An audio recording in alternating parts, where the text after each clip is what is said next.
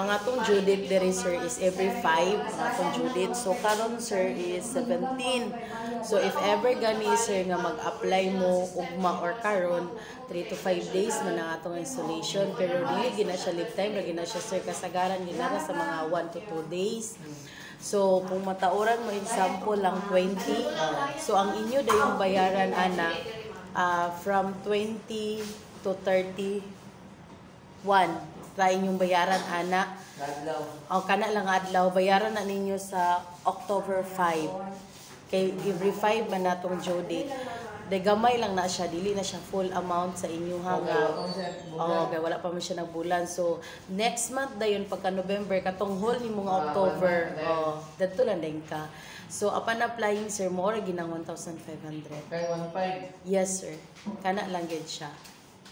Sa installation ng installation fee lang gid na siya sir. So okay lang mo example lang 999. Dili na sir, mo na kung gingon sa imo kung matauran ka after na dayon no, wala kay bayaran. Kato na din kung matauran ka. Oo, katong pila ka days, pero the next month na pud siya. Dili siya karon nga month.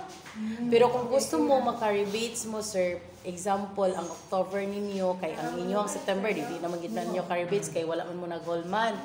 So ang October ninyo nga month sir, kung mobayad mo 25 sa October, so na din mo 5% sa inyong monthly.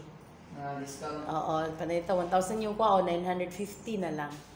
Pero kung mo 26 na gani sa October, dili na siya. So, palod na 1,000 na gina siya. Palod po na pagka November, kung 25 lang gyapon mo, 1 to 25 sir discount rate na siya.